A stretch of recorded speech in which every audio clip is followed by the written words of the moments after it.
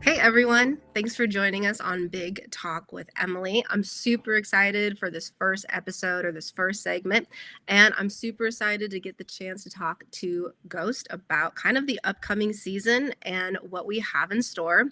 So, how are you doing tonight, Ghost? I'm doing good, real good. One weekend closer to college football. Haven't really got into a lot of Big Ten talk, so I'm excited for it. I mean, this is going to be super exciting. I think it's super.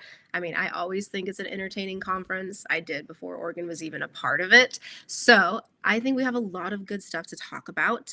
And I would love to kind of get your opinions, not only about how you see Big Ten predictions playing out, but as well as the really cool non conference SEC Big Ten games that we have on the schedule this season. So, did you keep up with any of the Big Ten Media Day stuff? Not as much as I wanted to, but I did see clips here and there. Yeah, Yeah, absolutely. I mean, same with SEC. I kind of saw clips here and there, and of course, like the comedic things with like Lane Kiffin and stuff like that. Of there's course, always something the from Lane Kiffin. Yeah. there is absolutely. You guys, that conference actually has like that entertainment factor, which is really cool and interesting and always kind of draws people in, even if they hate the SEC otherwise. So I always try to keep up with that. But obviously, Big Ten Media Day, we heard everyone's opinion about how the season's going to play out and those predictions. So, from your SEC standpoint and kind of taking a look, I mean, you have Ohio State on your schedule week 1 for you guys. So kind of just what you have paid attention to in terms of like Big 10. Who do you see, succeeding this season in the conference and kind of maybe making it to the Big 10 championship and even taking the conference? Well, it's a little bit different for me going into this year than last year, because last year Ohio State is, they had went out and did very, very well in the transfer portal. They already had loads of talent, and they seemed like, like an absolute just clear favorite to win the college. This year, you look at Ohio State, they're returning 8 guys. Or sorry, they're replacing 8 guys on the defensive side of the ball. I still think Caleb Downs is the best defensive back in America. I'm a huge fan of that kid. And then on the offensive side, they're returning Jeremiah Smith, yes, Carnell Tate, some good players, but they do lose Will Howard. They do lose a couple of backs. They do lose 3 offensive linemen. But again, I think Jeremiah Smith is the best offensive player in college football. So I do think pound for pound, Ohio State has the 2 best players in college football, and that'll be the case every time that they step on the field. But I don't think it's going to look the way that Ohio State football normally looks as far as a dominating standpoint until maybe later in the year, figuring out the quarterback position. And so, I just had to bring them up as defending champions, as a team that is always obviously in contention in the Big Ten. Let's talk a little bit about Michigan. I know there's a lot of hype with Sharon Moore. A lot of people believe that they can make a really big flip from last year to this year. And a lot of hype in Bryce Underwood, which is understandable. He's a phenomenal talent. But for me personally, I mean, I got to see it first before I can really buy the hype. The defense will be a lot better. I think they'll be really physical. You look at what they did to Ohio State last year in November, and then they turn around and shut down a pretty good and potent Alabama offense there. I was in the Citrus Bowl, I believe. And so, and I want to say they held them to like 20, 25 points combined in those 2 games. So that's a really good, kind of a stepping stone or springboard, if you will, into this season for Michigan, who's going to pride themselves on their defense. But I just don't think there's enough juice on the offensive side of the ball yet. I think Bryce Underwood, first year as a starter, he'll have his mistakes, just like my quarterback. Right. And there's just other teams, better poised to win the Big Ten. I love Michigan football.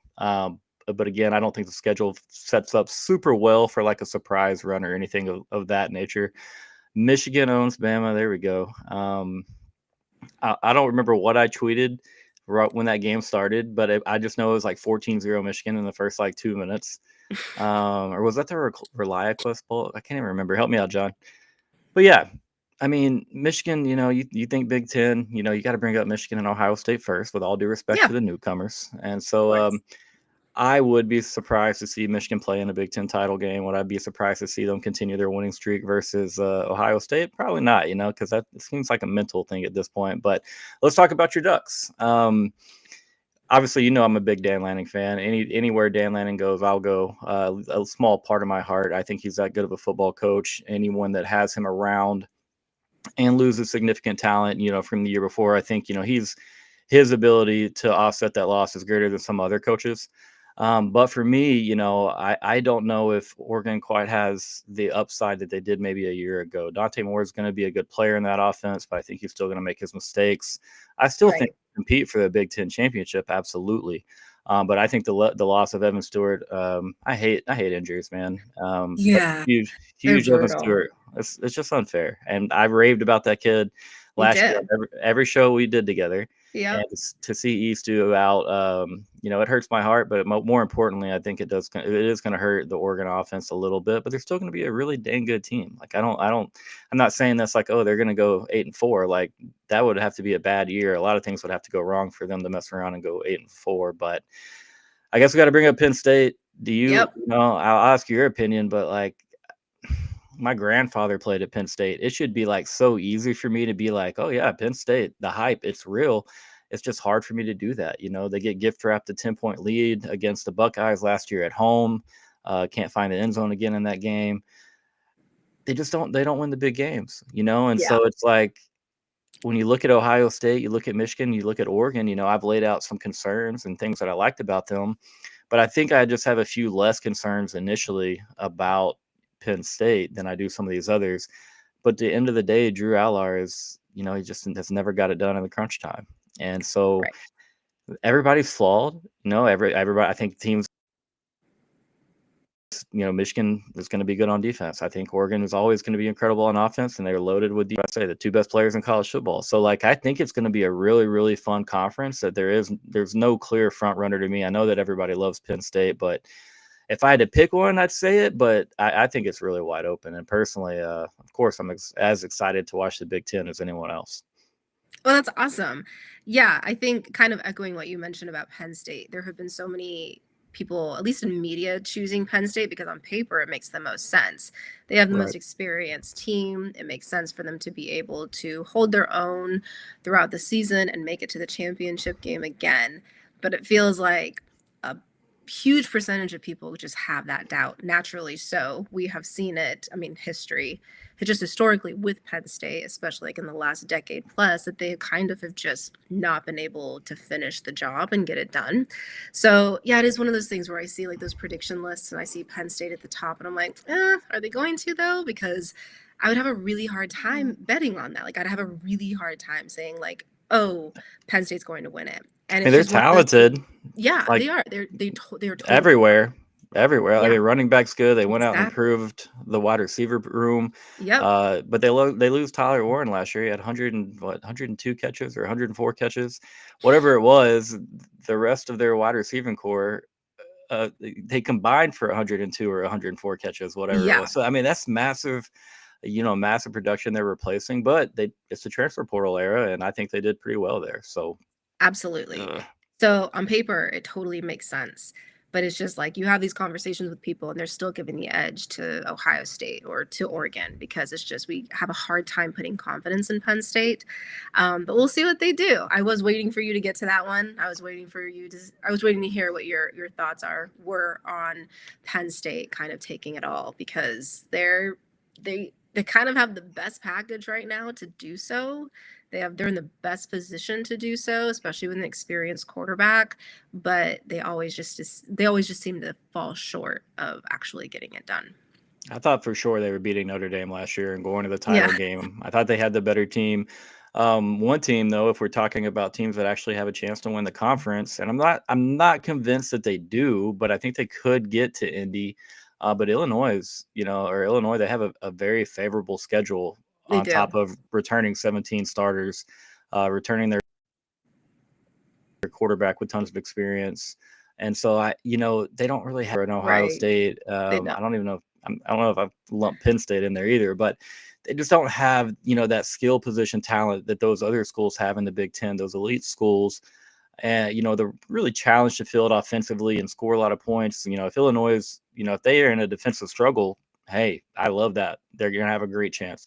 If they get in a little bit of a game where they have to score some points, if they fall behind early, they're not built to really come back, and they don't want to play that style of game anyway. So I like Illinois a lot. I really do. Altmaier, last year watching him, I had some money when they played Penn State in Illinois. They were 17-point underdogs to Penn State last year. Yeah. And no disrespect to Penn State offense, but they just shouldn't be 17-point favorites over many conference teams. And Altmaier, it got a little sketchy, but Altmaier pulled it out, and I was already a fan. But he's a dog. I love that kid. Yeah. Yeah, absolutely. Absolutely. So let's take a look at the non-conference SEC Big Ten games we have coming up. So obviously, week 1, Texas versus Ohio State. I remember when I was on your show last season, we spent a great deal of time talking about Ohio State coming to Oregon to play and kind of like what that game looks like. And now roles are reversed, my friend. How are you feeling? What does this look like to you?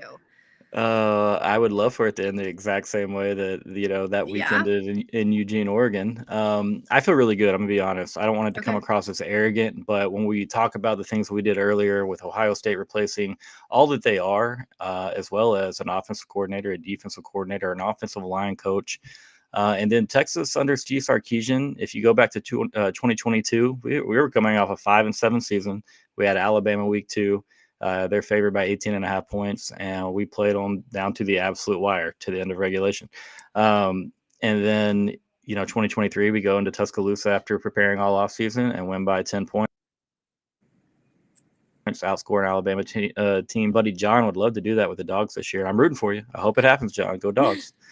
But and then last year, we go into Ann Arbor, and again, Michigan was not the team that Alabama was either in 2022 or 2023.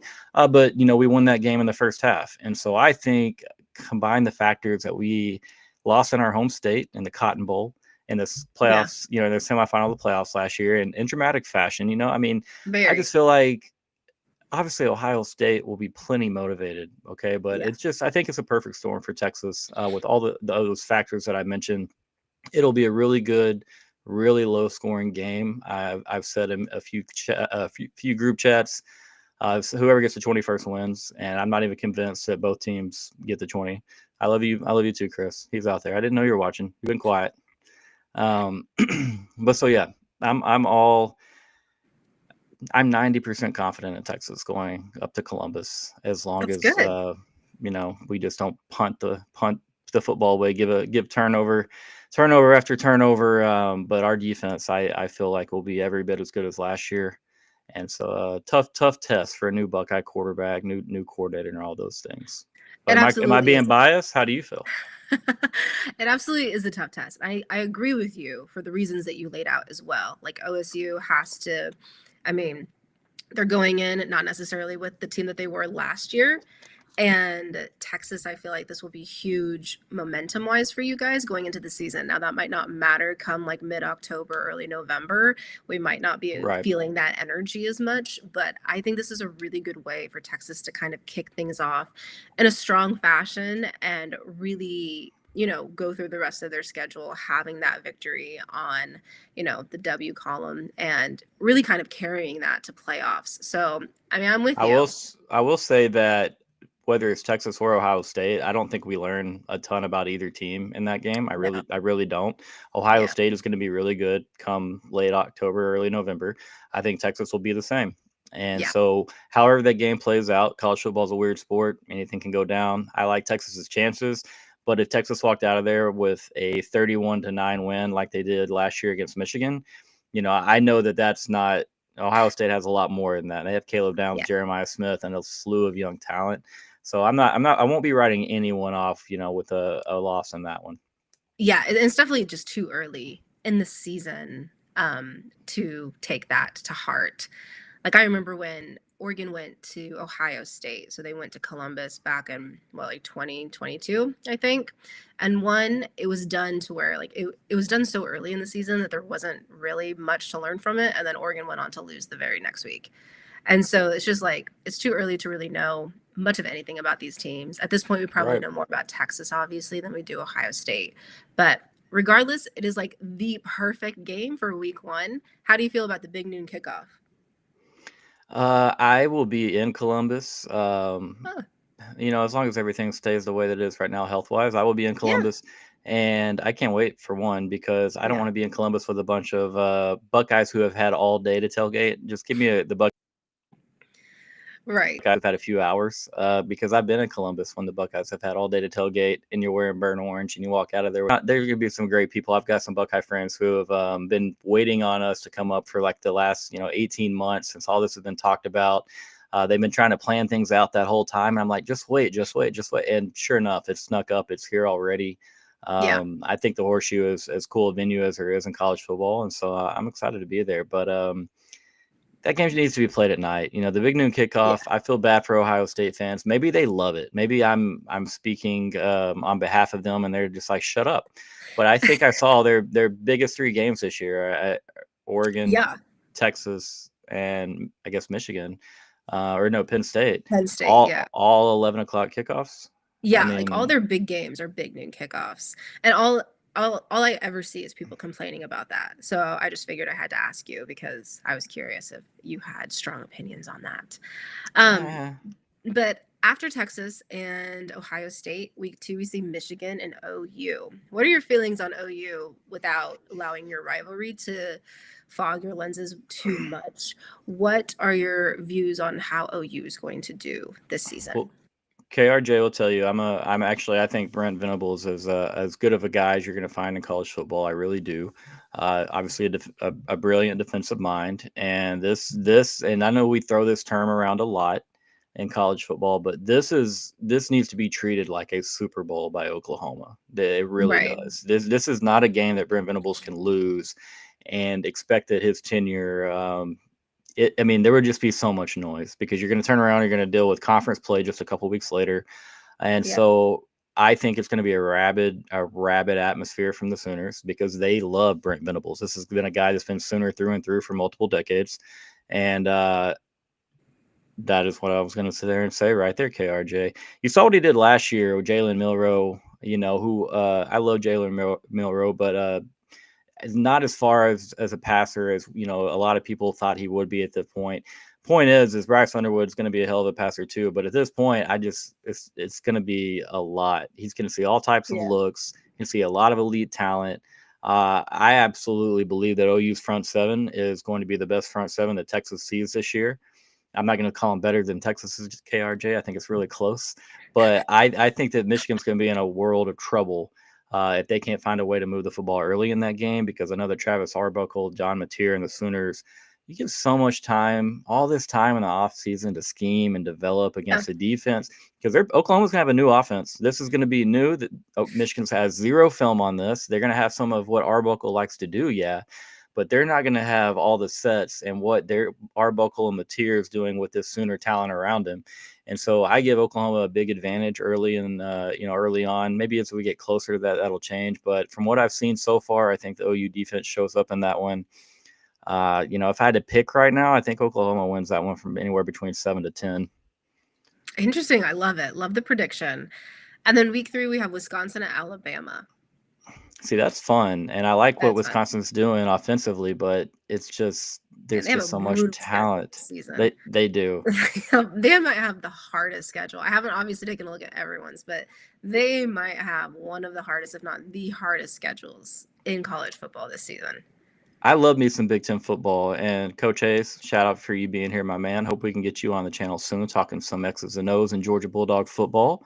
But let me tell you this: Wisconsin, to me, growing up, for some reason, like I'm from a town that began with a W, and so we use their logo, and so like Wisconsin's just always been a little bit extra for me. And when I watched what Alabama did to them on the field last year, after being all like hyped up after the start that Wisconsin had, and I know Wisconsin lost their quarterback, but this time, I just don't know if Wisconsin has that even remotely positive of a start that they had before QB1 went down and Bama jumped on them. I think that Alabama's out to prove a lot of things this year, especially on the defensive Yeah. side of the ball. They had some really bad moments last year. And I just think Alabama is honestly going to be too tough to guard in the skill position for Wisconsin. But I'll tell you who I'm rooting for, and that's the old Whiskey Badgers for sure. Yeah. And they go to Alabama too. That's hard. They're tough. They're tough. I made a Bryant Denny joke today on the timeline. I think there's something like 105-9 in the last 15 or 18 that years. Is crazy. So you touched on this at the beginning of this episode, and then I ignored it because I wanted to talk about it more at this point. But do you think Ohio State's going to lose to Michigan this year? That's tough. And it doesn't have to be reasonable. You can give me any kind of reason. I mean, well, you got to think about it. Bryce Underwood at that point has a whole year, assuming he stays healthy, a whole year of developing. Michigan's defense got a lot better as the year went on last year. And they have the block. And plus, I'm going to be honest, I like maize and blue a lot better than scarlet and whatever their secondary color is. So, yeah, I mean, right now, gut feeling would say, Michigan wins that game just because I really like Sharon Moore. Shout out to the Sooners as a head coach. And I think he's the type of coach who I know his teams will get better as the year goes on. I just have that feeling about him. I think it was the case last year. He had a big mess and they got a lot better. But yeah, right now, give me Go Blue. Yeah, I'm with you. I like to ask this question, even if it's a casual conversation. I happen to come across like an Ohio State fan or a Michigan fan. Within the last month, I seem to have come across like 5 Michigan fans and 1 Ohio State fan, but they actually all said Michigan. So that one Ohio State fan is kind of riding with that energy of that rivalry game just being a toss-up and Michigan somehow winning. And it's interesting. I saw this debate on the timeline either yesterday or today about do Ohio State fans mind that? Do they care if they lose the rivalry game, if they lose the game, but make it to playoffs? And like last year, they made it to playoffs after losing 2 regular season games and obviously won the national championship. So do you think it's reasonable, I would say, from your standpoint, thinking about your rivalries, do you think it's reasonable to continuously hate losing that game, even if you have postseason success? Which one am I losing to, Emily? Pick. You got an A&M or Oklahoma. Which one? Let's do A&M. Let's do A&M first. Let's do A&M. We lose to A&M, but win the Natty. Hey, Coach, thanks a lot for that super chat, man. It means the world, brother. And yeah, summer's been good. A lot of things gone down, but let's catch up soon. And thanks for supporting, bro. If you guys out there have not been familiar with Coach Hayes, he does incredible work just breaking down X's and O's, getting into what offenses and defenses are really trying to exploit in one another. And it's not just Georgia. He looks at teams all over. He was working through the playoff field. So y'all give Coach Hayes a look there. But losing to A&M and winning the national championship would hurt so much. I'm living with an Aggie. I have Aggie friends and family, and so I don't think so. I couldn't do it. Absolutely not. I don't want to lose to A&M and win the national championship. If it's Oklahoma, yes, yeah. I can do that. I've lost to Oklahoma more times in my life than we've beat them. And I've unfortunately, like somebody else said up there, is Texas going to beat Oklahoma, back-to-back years for the first time in forever? The last time that happened, buddy, the last time that happened, 2008 and 2009. That's a long time ago that we went back and beat OU back-to-back games inside of the State Fair in Texas. But yeah, A&M, no, I'm not hearing it from them. Oklahoma, yes, I've heard it from them my whole life. I'm not worried about it. But I love it. I don't know how Ohio State, it's tough because they had the best team in college football. Okay. And I think it was bar none. Georgia, damn good defense. Texas, really good defense. There's some really, really good teams out there last year. Oregon was great. It's does Ohio State, they want day gone if they don't win the national championship, in my opinion. Yeah. Right. I mean, so what do they want? Their meltdown last year, I mean, this was before they won the national championship, obviously, but their meltdown last year was, first off, top tier content. It was amazing. Absolutely an entertaining weekend, but they were not holding back. So I can't even imagine what it might be like this year if they lose to Michigan again. And it's like suddenly that just that becomes a distance memory of like winning the national championship, because like that rivalry is has to be the strongest in college football, no? So it's like I'm taking like how I feel about my rival and like magnifying it to where like I can't even imagine them handling that well, being like, oh, it's okay, we're going to the postseason anyway. Maybe we'll repeat and have a national championship, but it's fine because we won a natty last year. I just don't think they'll have that mentality. I mean, we had Texas fans last year trying to pretend that they didn't care if we beat A&M in the last week of the regular season, and this is a very small percentage of fans, but they were like, "Oh well, if we lose, it's no big deal. We'll be 10-2. We'll for sure get into the playoffs, and we're a lock and this and that." Yeah. And I was like, "Well, what? Wait, what? If we win, we go to the SEC championship, and we're going to be 11-2 Yeah. at worst. We're still going to get in." And I think it's just coping. I think people will tell themselves any excuse to prepare themselves for the brutality of a college football loss to a rival. Right. I've told myself a lot, is what I tell you. I watched OU beat us so many dang times, but it's just hard. I mean, when you look at Ohio State fans and what they were saying about Ryan Day, turn into January, all of a sudden it's just like, oh yeah, Yeah. we're so great, we figured it all out. It's just like, to me, it's just you played to your expectation. You know what I mean? And it took a very long time to get you out of that hole. Now, he did completely switch his run schemes, as Coach Hayes would get in there and tell you in Yep. a heartbeat, hey, thanks for being here, Mr. McCleary. Good to see you in here again, brother. Sorry, I didn't mean to move that down so quick. I think if they dropped a couple games, in the back of some Ohio State fans' minds going into that Michigan game, they would want it to go the same way it's been going, because I don't think that they're all completely sold that he's that guy. I think Right. they know that they had a Jeremiah Smith and that they went and bought the best defensive back, one of the better ones in NCAA history, and Caleb Downs from Alabama, and got him over there to go along with a ton of experience on defense. And I'm not hating. It is what it Yeah. is. College, I Right. want if Texas isn't going out and buying kids from the portal, then I'm going to be pissed. I want our kids Right. or our team to want to succeed, like play the Yeah. game with everybody else. Oh, Well, exactly. just a scenario I could see playing out. They drop a couple games. They finally lose to Penn State. Texas gets them in week one. They've got 2-3 losses going to Michigan and rough first quarter, and a couple Buckeye fans kick back. I just hope he loses and we get rid of this guy. I'm Oh, 1,000%. saying it's Absolutely. It's true. I'm really looking forward to that game because, yes, it'll be interesting how their seasons go up to that point, more particularly with OSU, how the season goes up to that point and what we learn about them and, their quarterback and whatnot. But it's always an entertaining game. I feel like it's just been super entertaining in recent years with it going ways that we didn't expect, especially last year. well. Obviously. I got a question for you, because you kind of brought it up now, and it's been like in the back of my mind since then. But you called, Ohio State, Michigan, and hello, Chris Bennett. Good to see you here, brother. And also, congratulations on the follow from Mac Brown. You deserve that, man. You've been Texas football, Mr. Twitter, or Mr. Texas football on Twitter since forever. And so when I saw that, dude, I smiled for you. Really cool that Mac B got you the follow there. Gage, thanks for being here, brother. We'll be in Columbus together. Driving up from Texas, it's gonna be a long haul, but we'll be there. Emily, let me ask you this. Again, you're new to the conference, okay? Yeah. And I'm not going to ask for your top 3 rivalries in all of college football, but from your experience with Big Ten, social media, and then being around the conference for a year, what are your personal 3 favorite rivalries in the Big Ten? Oh, in the Big Ten. Within the Big Ten. Obviously OSU and Michigan.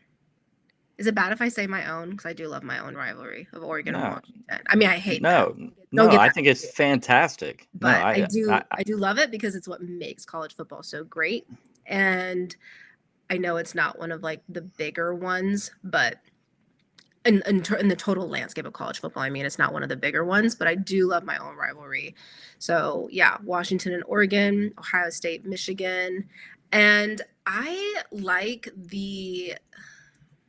Well, no, I was gonna say nothing more with the West Coast teams, but I kind of like the Ohio State Penn State because it kind of consistently solidifies what we've historically seen from Penn State. Okay, I'm not a hater. Like I don't hate Penn State. I just don't like really like them. So it's kind of like when they are upshot and they're kind of like on top and people think they're going to be great, and then they show us what we've always known and they fit that bill and everything is exactly as we knew. Yeah. I do take pleasure in that because I'm like, yep, there it is. And I just don't necessarily care for them. I don't hate them. Like I don't So hate them. But Ohio State, Penn State, you root for Ohio State. yeah, I mean, I would Seems. say I more so lean to Ohio State. Okay, what about Yeah. Ohio State? I was gonna, yeah. What about the USC real versus USC versus UCLA. That would have been up there if UCLA has been able to like at least keep up a little bit in recent years. But there was a time when that was actually really entertaining, and that's a good one. Wait, what did you say before I said that? Did I cut you off? Well, no, you're good. Okay. What? Somebody in the comments asked who would you root for with Michigan and Ohio State as an Oregon fan? Michigan. Go Blue. I still feel like I owe Michigan for beating Washington in the national championship. Like they can't take that away from me yet. So I am still so grateful because I was a basket case the week beforehand thinking about what would happen to the world if Washington won a national championship at this point. So I would say Michigan. Yeah, absolutely. I root for Michigan with when they're playing Ohio State. Obviously, when we're playing Washington, I don't have actually any ill feelings towards Michigan. Like as a program, so I don't have like that like distaste in my mouth and I'm like, ugh, no, I'm good. I don't have really disdain for anybody outside of a couple of rivals, but it's just I have preferences. Some college Yeah. programs just they like Oregon, no offense, but like of course, no offense. You have Nike, you have all the cool uniforms. Right. I had Joey Harrington 25 years ago throwing touchdowns in my eye. I remember the Holiday Bowl very Yeah, well. we talked about that. That's right. Every time I see the colors, I think about Joey Harrington and a couple That's of drop hilarious. passes from some 5-star freshman receivers we had. But that's neither here nor there. Right. Oregon versus Oklahoma State. Who wins? Come on Oregon. now. Come on. Oklahoma State. I'm sure you love to see this. Sooner Cowboys. Wait.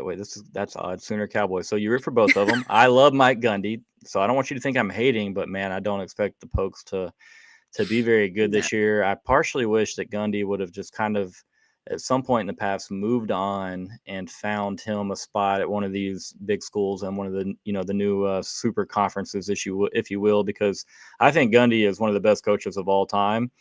And unfortunately, now modern college football has kind of put him a little bit behind the 8 ball. Just one man's opinion. But sorry to cut you off or to go on a little sidebar there.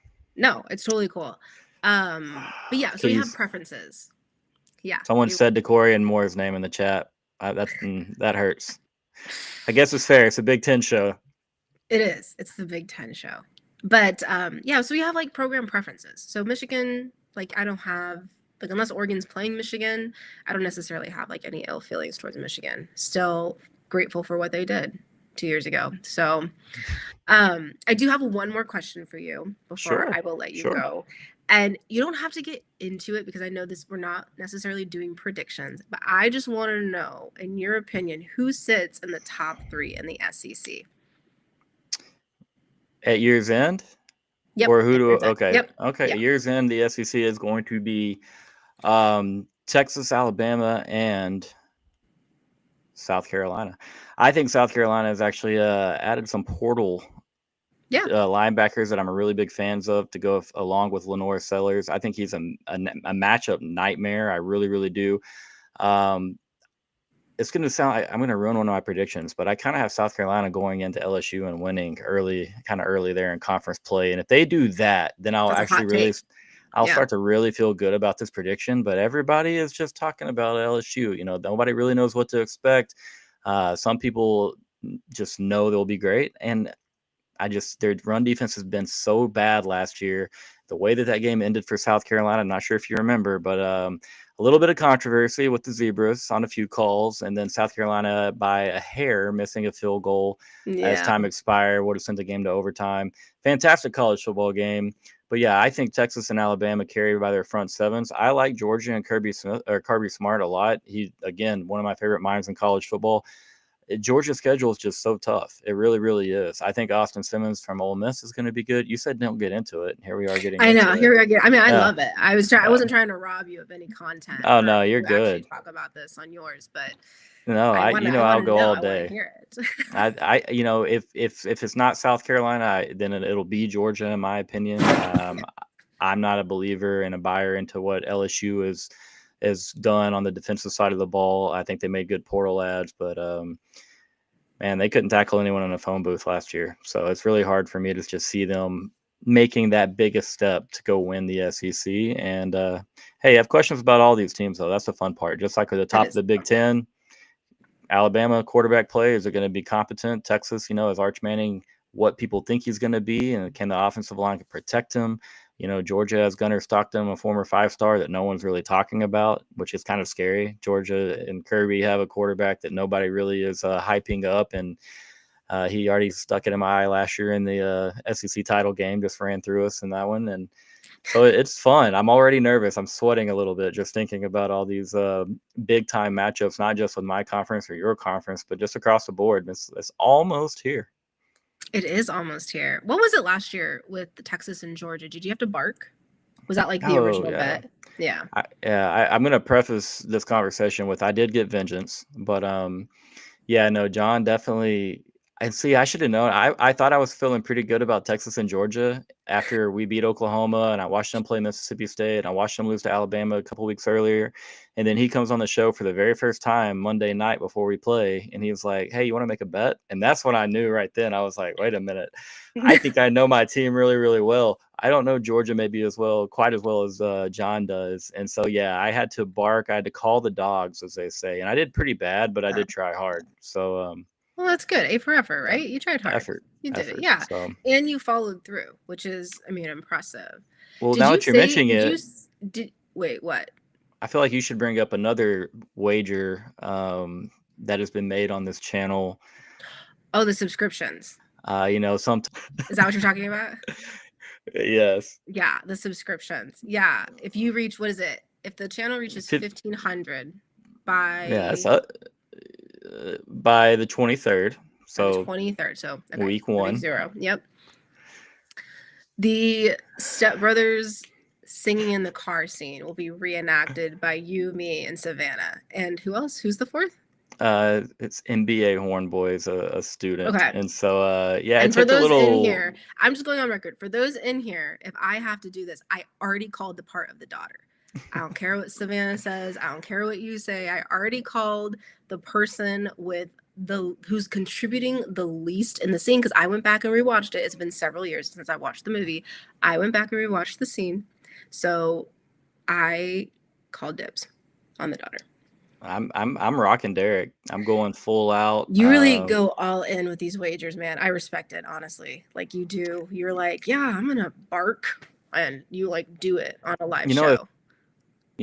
A bunch of subscribers in a week. There's a lot of college football podcasts out there. I don't know if everybody barks or sings. So I get it. Yes. We'll reach them how we got to reach them. And I'm not gonna. But that's on y'all. Like this video. I'm not gonna totally call him out, but Lounge said, I think he's putting words in your mouth. Like you said, Georgia's gonna go 7-5. No, you didn't actually say that. So Lounge is obviously just filling the chat with false. Oh wait. You should be called out. Man, I thought the comments were done, and I was scrolled up here at the very top. Done, so and Lounge's I'm so sorry, guys. I could have been posting some of these. No, Georgia's not going 7-5. That's outlandish. That defense is going to be really, really good later in the year, but it is pretty young defense. So I think it might take a time to look like your standard Georgia defense, and I think some dog fans will say that their defense last year never really looked like a Georgia defense because they couldn't get healthy. But I'll tell you one night they looked like a Georgia defense, and that was October 19th. Look at this, Emily. This happened to me in Gage. We're walking out of the west side of Darrell K. Royal Stadium in Austin, and there's a group of there's a sea of Longhorns, and then a flood of Georgia fans just come out of one of the corridors, and it's all students. They're probably, 10, 15 of them, and they're kind of broken up in little groups of 3, 4, and 5. And one group just is getting in grown men's chests and barking at them. And then, of course, there's punches, and it got wild real quick. And I was like, oh my gosh. we are an SEC school now. Yeah. Yes, we've made it. This is true. And I will say I respect so much about the SEC, their traditions, their programs, everything. I genuinely don't know how I would respond if one or a group of people barked at me. Like, just like quick side note, I don't know how one of another fan base just like takes that in. Like, I don't know, like, how do you, like, what is the proper reaction to a Well, we group all of have a line, right? grown ass men barking at you? Like we all have a certain level of Yeah. disrespect that we just won't Yeah. tolerate. You know what I mean? And for me, if he gets in my chest and makes physical contact with me the way that he did that man, it's going to be really, really Right. difficult in that moment. And I'm not saying I'm a hothead. I'm just saying it has nothing to Right. do with the game. It's just a matter of blatant disrespect, human decency. It's like, brother, you won a college football game and you're putting your chest Yeah. in my face and barking like that. That right there. I'm just saying I understood why the guy retaliated the way that he did. He was with this guy's probably 55 to 60 years old and he's with his wife. And Yeah, buddy that totally. bumps him in Yeah. the chest and his butt. Like that right there, I'm just saying I probably have Yeah, a but when similar like reaction no to that. physical And it contact got is silly made and after you're just like that, but walking by like a tailgate and like a group of people bark at you. right. I don't really know the appropriate reaction to that, and I can't even imagine what my facial expression would be if I experienced that. Maybe one day, we'll see. But I think I got barked at in 2018 when we went to the Sugar Bowl in New Orleans. I had a really good time that yeah, day, so I don't remember yeah, all the pregame stuff, but I do think I got barked. I mean, it's college yeah. football. I love traditions. You know what I mean? Aggies, they hiss at us. Would I rather get hissed at, or barked at? I'm probably I can't take rather I get can't take the barked at hissing because I seriously. just Yeah. I don't like snakes. I'm not a snake No. guy, and are you calling Right. me a snake right now? Yeah. Am I a snake I to mean, with you? that being said, the tradition of Hold on a Georgia and the second. barking is like, it's cool because it's tradition. Just me personally, if I was in that position, I really don't know at this point how I would react to that. So, but the fact that you got on a live show What's and the barked, I still respect that. quack back at the Yeah. barking, Emily? You gotta This quack. is true. Have you ever quacked at We anyone? Don't used lie to to, me I here. mean, Have you ever quacked at I don't anybody? think they're allowed. They weren't allowed in stadiums. I heard reports that they were. We have like things you can blow in that makes a loud, obnoxious quacking sound, like a quacker. They're pretty cool. So, Yeah, yep. like a duck Yeah. hunting. So, Yeah. it's pretty cool. Oh man. One day we're gonna get away from the the water bottle accusations because we're gonna upgrade to mustard bottles like a real SEC school, the real UT up there in Tennessee. I thought we were Yeah. honestly safe. I didn't think anyone was gonna care about the water bottles because I've seen it done a few times.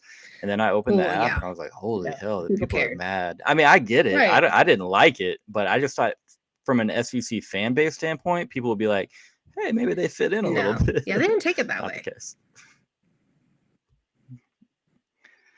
Thank you guys in the comments. Shout out, I mean, this is fun.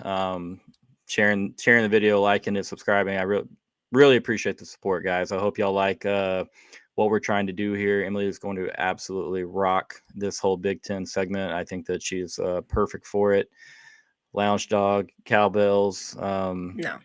Man, keep posting barbecue, man. Less cowbells, more barbecue. We you had a great did. day Yes. yesterday. I Congratulations don't to want to. I Lounge. I don't want to want you say on. that live and publicly and crashing in my good friend card for the day. That congratulations to Lounge. Yes. I've got one question for you before we get out of here. It's a Okay. tailgate question. All right, you're having, and let's say you like a bratwurst or a hot dog. What's your condiment of choice? Little Dijon mustard center, ketchup, Yeah, I like barbecue sauce. so if I was to ever eat one, and back in the day when I did, it would be mustard. I can respect that. I mean, I'm Oh, are scared you a of ketchup mustard. person? I'm a child. Yeah, I am. I'm an absolute child. You're a I ketchup don't person. think I've had mustard in like 3 decades. Oh, Maybe it's some little like spicy barbecue, Sweet Baby I Ray's could I spicy could see that barbecue. being good. How do you feel about relish? I'm a big relish guy. Yeah, Yeah, we mess I'm with into the relish. Yeah, relish. I'm into I'm a big. relish. I love all condiments, just Yeah. not mustard. I don't. Oh, fascinating. Yeah, I'm not a I'm a huge weird mustard cat. person, but if a hot dog is involved, mustard is what I'm going for. I used to legitimately crash out in high school when we'd play football games and, we're playing an hour and a half, 2 hours from home, and we'd stop on the way home and like, finally, Whataburger, we've made it, we're here. And we go inside and they're just handing you bags because it's all pre-ordered Yeah. stuff, and you open it up and it's just like they dumped half the mustard jar in there. And I'm like, Coach, I can't keep doing this. I'm transferring somewhere where they don't put mustard on my shit. It Right. was rough. Yeah, that is rough. That is See, rough. I can get behind this, Chris. Even mayo before mustard. I don't know. I haven't done No. mayo on a hot dog. I've never I've went never done that mayo on a hot far. dog, but I'm not a mayo hater like some people. Like I respect mayo in certain dishes. So Thank you for take a that. sip, I baby. get laughed at for about Yeah. 4 people in this house for liking mayonnaise. Trojan, I Yeah. like that you're here. First time I've seen you here means a lot. But let me tell you this, man. That was top probably 5 most embarrassed I've been as a Texas fan. Water bottles, and then they overturned the call.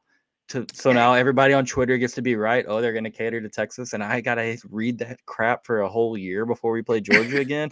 I was pissed that they overturned it because, I was pretty sure we were cooked at that point. It was 23-0, but man, I love Texas football. That was a crazy night. We had so much hype, and it was fun tailgate, pregame, all the good stuff, and then we went out there and laid a goose egg in front of America. God bless this sport. I can't wait to watch it again. I will say that I feel like it's tradition because the last 2 times I was on your show, we ended the show by talking about food. And so the fact that we are ending the show talking about food really tracks for you and I, and kind of how we wrap up football conversations, because we talked about, I think, barbecue at one point. We talked about the Texas Fair and all the weird things that you were going to Yeah, eat. And we did. yeah, and so this really just it feels right. Like this is how we're going to wrap up the first Big Ten talk segment by talking about food with you.